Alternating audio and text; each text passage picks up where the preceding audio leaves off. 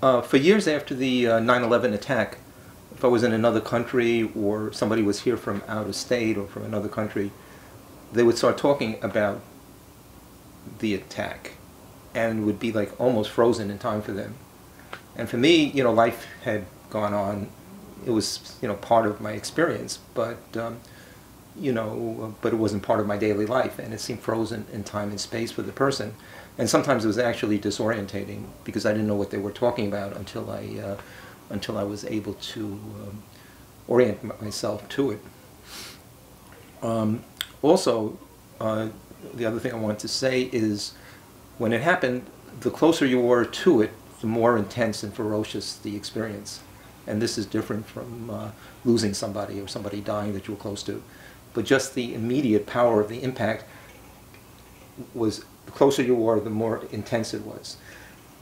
And I had two friends who were right there, not in the building, but right around it, and they saw people jump out of the building, and they had to escape, and it wasn't easy to escape. And both of them suffered nervous breakdowns that actually took years to recover from.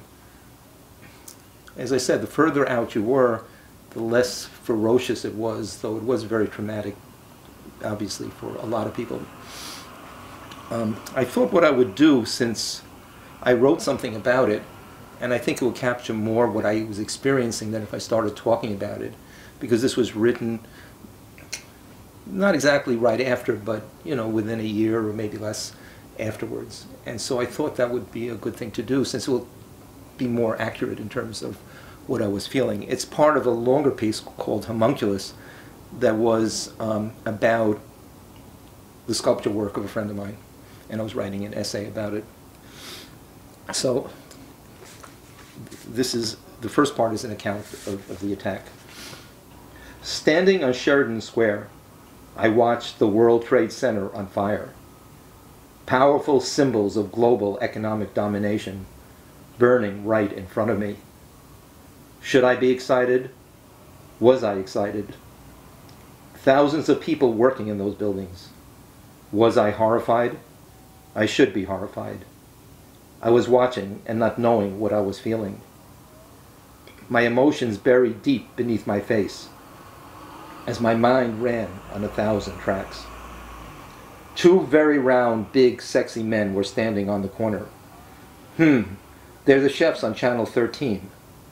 A kind of pleasure raced through me. Two Italian chefs with accents from the American South, who, without a trace of shame, cook dishes made with cream and butter and sugar. Good-humored and sexy men, both a lot of fun to watch. The smaller of the two, in a deep burgundy silk shirt, talking on a cell phone. The other, the bigger of the two, turned in circles, looking stunned.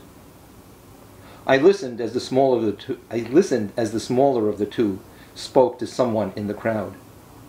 He had no southern accent. One eye on the burning towers, one ear stretched towards the chef. A loud van blasting staticky official dispatches. They don't have southern accents. A young gay black man screamed and fell to the ground. I turned towards him, then back as the first tower fell. Oh, look at that. God, thousands of people dying. I hate those buildings. Really, I'm indifferent to them. Thousands of people dead. For the man who fell, there was no space between him and the horror a couple of miles away. For me, all I had were thoughts that were keeping me from feeling. A Latino man listening to a radio said they hit the Pentagon and the Capitol and the White House. The War of 1812, the White House burned to the ground, I thought. And here was a cruel and vicious assault against a cruel and vicious adversary. Life negative forces unleashed against each other. What was my connection to the people who did this? What is it to the people in the buildings? To the people in the Pentagon? That night I walked in semi-shock on a very dark street in Greenwich Village. A street that was being torn up. A crazed, dark-skinned man was jaggedly pacing back and forth. We were alone on the street. I was frightened of him, though he didn't really seem dangerous. I tripped over some debris, hurt my shoulder, my knee, my ribs. The man barely noticed I was there. A block away was St. Vincent's Hospital. There were scores of hospital workers and a street full of gurneys waiting outside the hospital for victims of the attack. No one would be coming. I thought about going into the emergency room, then thought better of it and went home to clean up. It was less than a month earlier that I first met Benno Schmidbauer. He invited me to his studio in Saugerties, New York. Sculpture work of horror, torture, pestilence, and death. Pieces made from wood, metal, stones, feathers. There was a harshness and a delicacy to it. Looking at the work, surrounded by it really, I flashed on the ugly, intimate knowledge that the torturer has of the inner psyche of his or her victims, the peculiar erotic dimension to its cruelty. We can see this in the soft, poetic face of Osama bin Laden, or in the heavy, breathing, flushed, almost adolescent face of George W. Bush, in the spectacular brilliance of the World Trade Center attack, or in the relentless and brutal response to it.